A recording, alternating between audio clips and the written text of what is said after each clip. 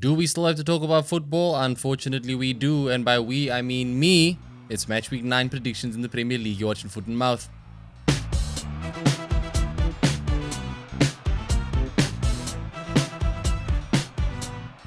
Welcome back to Foot in Mouth. Hope you have all been having a good week in the build-up to what is going to be another crazy weekend of Premier League football. There's some big games this weekend. But as you can see, I am by myself today. No Sponzy, no Ethan. I will get their predictions for all the stuff, though, as usual. But yeah, since it's just me, I got time to talk about my boys Arsenal. Not that I want to talk too much about them at this current state. But yeah, let's just start there. Biggest game of the weekend. Arsenal at home to Liverpool. If you'd asked me about this fixture at the beginning of the season, I would have been very confident in an Arsenal win. Asking me about it right now, slightly less so, bro. Look, it's pretty. It feels like the best informed team in the league right now, going up against one of the most unpredictable for bad reasons. It hasn't been looking too good, brev. Liverpool obviously currently performing well above at least my expectations so far. Under Arne Slot, they've won their last 6 away games, being their first 6 away games across all competitions in a new season. I think it's the first time in the club's history that they've done that. And yeah, they are flying under Arne Slot, and they've only conceded 3 goals in the Premier League. They've got the best defensive record right now. So for them to be coming up against what looks like a bit of a goal-shy Arsenal seems pretty tailor-made for Liverpool. Look, we haven't lost against them. By we, I mean Arsenal. We haven't lost against Liverpool in the last 4 Premier League meetings. There's been 1 win and 3 draws. But yeah, those were very different dynamics. We didn't have nearly as many injuries as we've currently got. And the most notable of those injuries is obviously Martin Odegaard, who we've been missing since the last international break. Bukayo Saka is now out for this game. Calafiori is out for this game. Yurian Timber is probably out for this game. It's a list that is very unwanted, and we were very fortunate last season to make it through the whole season without any real key injuries to any of these players. But this is what an international break will do now. We've lost Saka and Odegaard to international breaks. It's probably just general overload as well, considering the amount of football all these football players are playing, and that's why you're getting more injuries. Calafiori and Timber, to be fair, they are 2 players that have had significant injuries in their past before they joined Arsenal. So I kind of hope that this is also the club playing it safe and looking after the boys a little bit, rather than taking a chance and just throwing them in. You know, Tommy Yasu is also injured, and this is a dude that I think Arteta has rushed back from injury time and time again since he's taken over.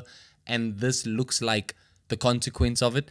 He would have been a very welcome addition to the team going into this weekend's game. But no excuses. Like I say, I've been made less confident in this result, in this fixture, but I am still confident. Call me naive, call me an Arsenal fan, but I am still confident that we can do something in this game against all odds and despite all the doubt, because there is doubt and understandable doubt.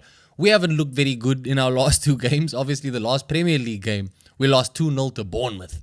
And that was shambolic on so many levels. In the last episode that I did when I sat down with Ethan, I broke it down and I put it all completely on Arsenal. You know, it's not even a game that you can kind of blame the ref for.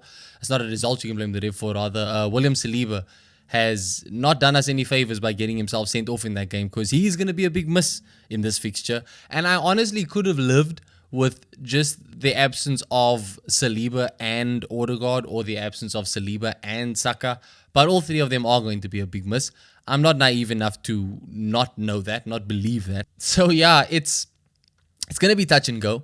But Arsenal are unbeaten in our last 7 home fixtures, which has 6 wins and 1 draw. I don't know if this is the type of game that... It's a game that's going to be interesting and entertaining for the neutral. I think any Arsenal fans are going to be watching it through their fingers for the most part, if things continue to go the way they've been going. Because, look, the last game that we played, we beat Shakhtar 1-0, and it wasn't very convincing. It should have been 2-0 had Leandro Trossard not taken a very poor penalty that was saved by Shakhtar's goalkeeper. Credit to the goalkeeper. It was a bad penalty, though, and Trossard could have done with the goal, because his last few appearances have looked shaky, to say the least. I think he's showing exactly why he is better coming off the bench, which is unfortunate, because as much as I can sit here and say he's good enough to start week in, week out, the run of form that he is in, that's a player that you need to bench. But we don't have that luxury at the moment with all the current injuries that we've got. So, yeah, it doesn't look very promising on the attacking front for us. Like I say, we have been a bit goal shy. Kai Havertz is also apparently carrying a bit of an injury as well, which doesn't help, but I'm very sure he'll start this Sunday. And yeah, I think this is going to come down to tactics. The last time out against Bournemouth, Arsenal criticized heavily for fielding three fairly defensive-minded midfielders with Mikel Merino, Thomas Partey, and Declan Rice. It's going to be interesting to see if he goes with that same strategy against Liverpool. I wouldn't blame him. It does make sense to me on paper. And like I said in the last episode, I don't think Mikel Merino counts as an inherently defensive-minded midfielder. I think he can offer a lot going forward. I just think he's new. I just think he's new to a new system, new teammates around him, new manager. The list can go on. And I am not against seeing that midfield line up again, although I do understand that it did not work against Bournemouth. It was the first time they played together, though, so it's something that's going to take time. But yeah, we saw people return to their more familiar positions against Shakhtar, and we got a win. It wasn't very pretty, but it was a win, which is what this game is all about. So maybe we'll line up the same way we did against Shakhtar. I honestly, considering the injuries at the back, I wouldn't be surprised if Arteta does try Thomas Partey at right back again, just so he can accommodate Trossard in the midfield with Odegaard and Declan Rice. But at the same time, I don't know if that's the best course of action. This is not a preview that I was looking forward to doing, rather. The injuries are just, the players are just too important to the team. Simple as. And Arteta is going to have to rack his brain to get this right, because Arne Slot, so far, tactically, we're talking tactics. Tactically, he's been getting it right more often than not. Pretty much only getting it right so far. He's getting some serious performances out of these players. It does help that Diogo Jota is going to be missing from their team. It also helps that Alisson will be missing from their team. Jota is a player that loves to score against us, but someone that also loves to score against us is Mo Salah, who has scored 10 times in his last 14 appearances against Arsenal. So he's still going to be a threat as ever, as always. And whichever fullback ends up going up against him, because it is that left side for us, it's going to be interesting. I don't know if Arteta is going to go with Kiwior. I don't know if Arteta is going to go with Zinchenko. Zinchenko was on the bench for the Shakhtar game. I don't know if he didn't come on, though. So he's probably still some way away from being fully fit.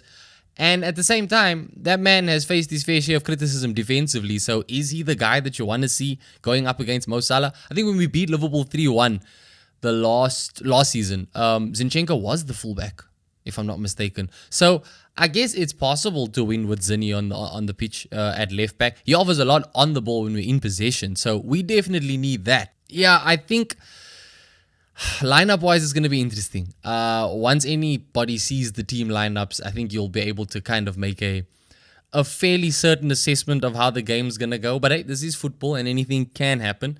Despite form, despite injuries and all that jazz, we came out unscathed for the most part against Man City early on in the season with 10 men. So we've clearly got it in us to pull off a result when no one expects it.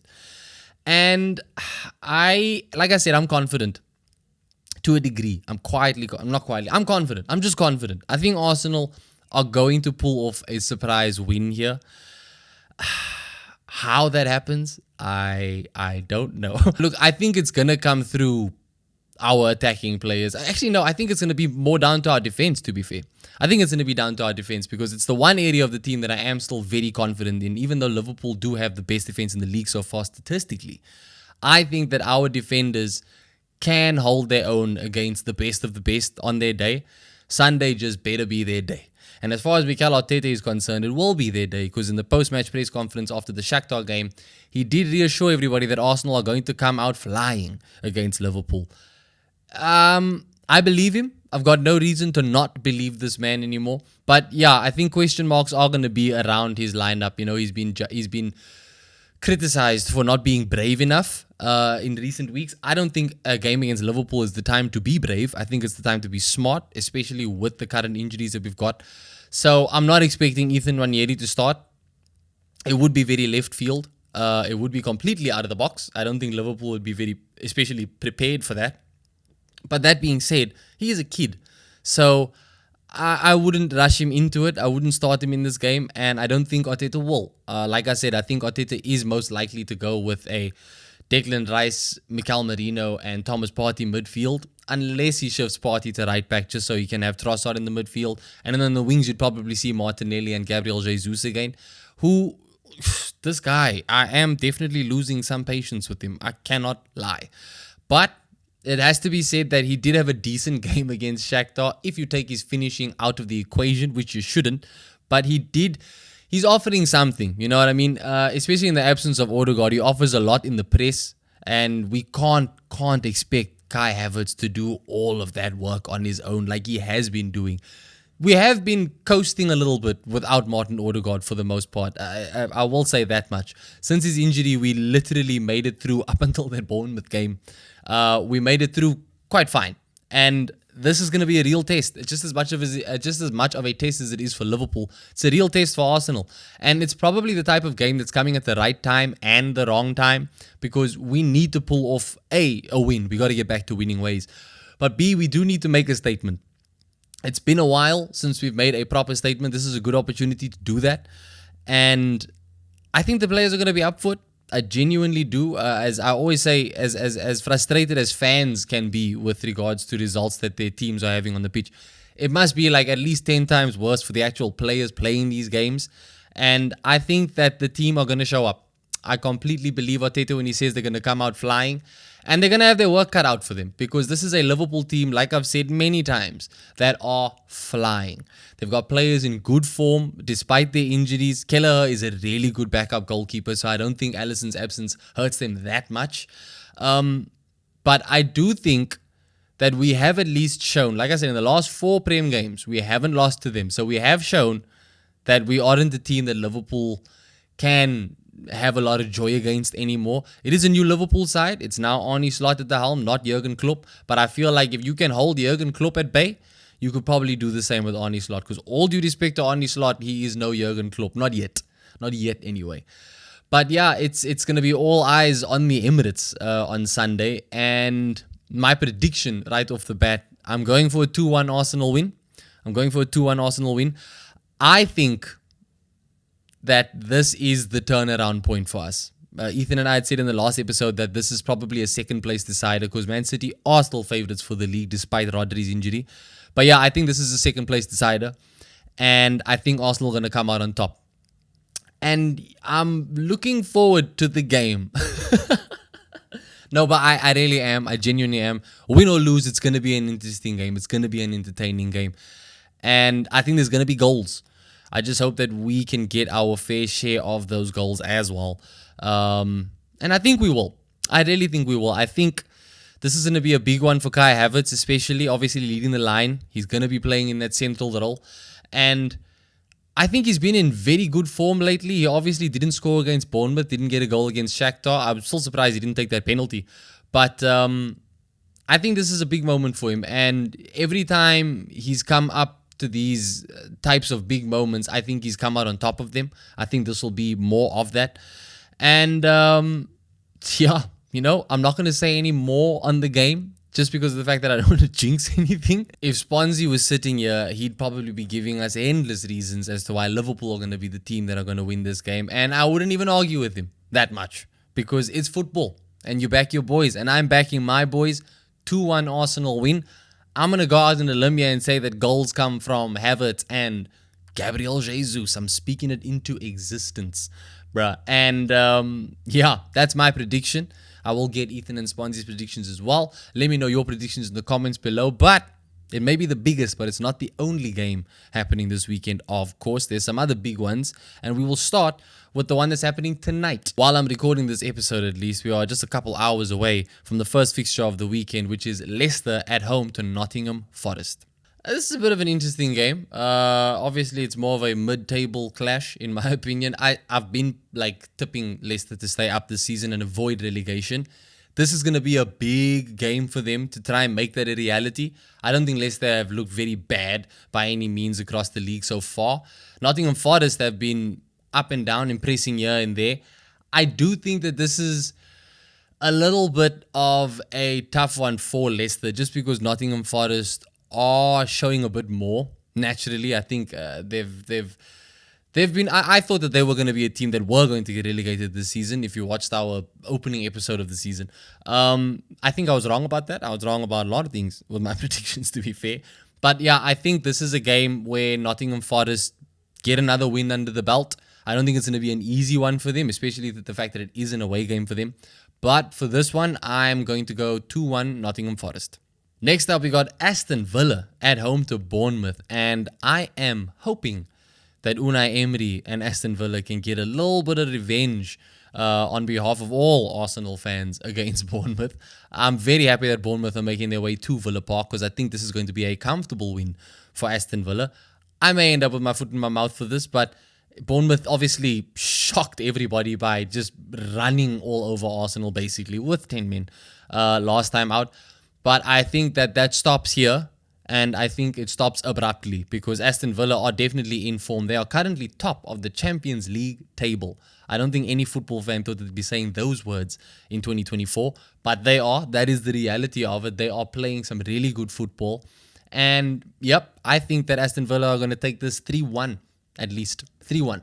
3-1 Aston Villa. Then we got Brentford at home to Ipswich. And Brentford are another team that have been impressing quite a bit this season. I think that they've been a bit unlucky with some results here and there. But for the most part, I think that they've been showing more than enough to at least predict a win for them against Ipswich. All due respect to Ipswich. But for this one, I'm going to go for a Brentford win. Brentford win 2-1. We got Brighton versus Wolves. And this one is a bit tricky because Wolves are not a bad team. Despite what the results are showing, they are not a bad team. Brighton, I think, are a better team. And that's why, spoiler alert, I'm going to go for a Brighton win. But I don't think that it's fair to kind of write Wolves off so easily. They're pretty much doing everything right up until they get to the final third. It's just that last bit that they need. Just finish the chances that they create. And it's just, I don't know if they're going to get it right in this Brighton game, then so be it. But going into it, I think Brighton are still just a little bit more assured, a little bit more consistent. So I'm going to give it to Brighton, but I don't think it's going to be especially easy for them as well. I'm going to say Brighton win this one 2-1, but I wouldn't be surprised if Wolves end up at least getting a point from this game. Then we got Manchester City at home to Southampton. I think this is a game where every Southampton player and their mothers and family and friends, and they probably saw this fixture on the calendar and just tried to erase it, because you all know what's coming. And that was even before Southampton went on this terrible run of form in their return to the Premier League. This is a team that I'd hoped would avoid the drop. It's not going to happen, bruv. I think Southampton are definitely going down. And I think that this is going to be a game that absolutely kills their goal difference. Erling Haaland obviously back to scoring ways, rather. He scored for Manchester City in their Champions League win this week. And I think it's going to continue in this Premier League game. Man City are one of the few teams that can honestly just coast with, regardless of how many injuries they have. I don't think that they've looked as deadly and as threatening as the Manchester City we've all become so used to seeing week in, week out. With that being said, they are still Manchester City. And they do still have Pep Guardiola. And they do still have endless amounts of talents in the players available. So I'm going Manchester City win this one 5-0. I'm not even trying to exaggerate it. I just think, yeah, Southampton have a goal or two in them. They obviously performed admirably against Arsenal a few weeks back. But they are just no match for this Manchester City team. 5-0 Man City. On to Everton versus Fulham. This is another interesting one. I think Fulham, I've been saying this all season, they're basically my second team because they are basically Arsenal B team at this point with the amount of ex-Arsenal players they've got. Everton, though, finding some form and at a very good time, in my opinion, coming up to the December period of things. I don't know if they've found enough form to get a win against Fulham. But I do think they can at least get a point. Fulham also, Fulham also look like they have slowed down a little bit as the weeks have gone on. And I don't know if it's just the players who are a little bit gassed now, playing that high intensity football that they play every game. But as much as I want to give it to Fulham, as much as I want to say Fulham are going to win this one, I have been really impressed with Everton lately. I can't lie. I think Everton's fixtures have been kind to them. But not taking away anything from the performances, you know. they have been earning these wins. They definitely have been. And for that reason, I'm going to say this is going to be a 1-1 draw. We got another big game this weekend, which is Chelsea at home to Newcastle. And this one is one that I'm going to predict the Chelsea. I couldn't want to say the words, bro. I think it's going to be a Chelsea win. Newcastle are just so up and down with it.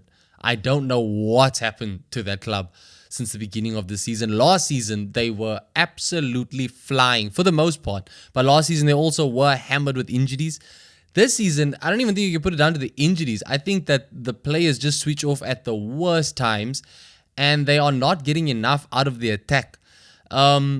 It's a game that I would have liked to at least, predict a draw for. But Chelsea against Liverpool were very impressive.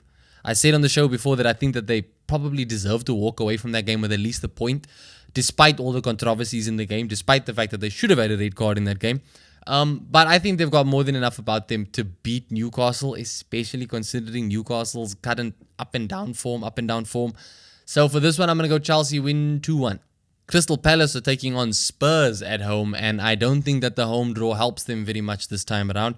Once upon a time, it used to. Selhurst Park used to be a very tough place to go.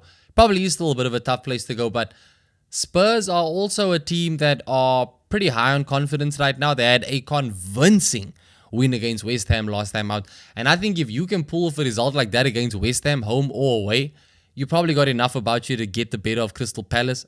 Unfortunately, I'm the last person that likes to predict the Spurs win, but for this game, I'm going to predict the Spurs win. I'm going to say 3-1 to Spurs. Speaking of West Ham, they are hosting Manchester United. And this is a big one. Namely because of the fact that, Ten Hag needs to get a run of wins going. He obviously was disappointed against Fenerbahce in the Europa League this week, where it looked like they were going to get away with the 1-0 win, but Jose Mourinho said no. And Fenerbahce ended up getting an equalizer, and the final score was 1-1. So it's another stumbling block for Erik Ten Hag to get over. West Ham, like I say, have been in terrible form, so it's probably a good fixture for Manchester United, but they do still have injuries of their own to worry about. They do still have form issues to worry about. But look, let's be honest, this West Ham team do not look like they are any closer to finding a rhythm and turning things around. I mean, they took the lead against Spurs last week, and they still ended up getting battered, or getting hammered, should I say. And yeah, I think despite Man United's inconsistencies and despite their injuries, I think they've shown that they can get the odd result here and there, the odd win. And I think this is going to be another one, unfortunately. Dad, if you're watching this, I'm sorry. I do want to back your boys. I do want to back West Ham for this one. But I can't look past Man United. I think Man United are going to take this 2-1. So that does it for my predictions, at least in the Premier League this weekend. Let me know yours in the comments below. Next time I sit down here, it should be with both the boys, and we will do a tally up of how we're doing in the log. As things stand, Ethan is still leading the way. Sponsy's in second. I am in third. I am having a terrible season predictions-wise and FPL-wise. You know the drill. Please let me know any advice or any tips that you guys have for FPL. Who's the wild card to go for? Who's a player that you think could end up surprising this weekend against all odds, Thank you guys for watching the show. As always, don't forget to like and subscribe to the channel. And I will catch you in the next one.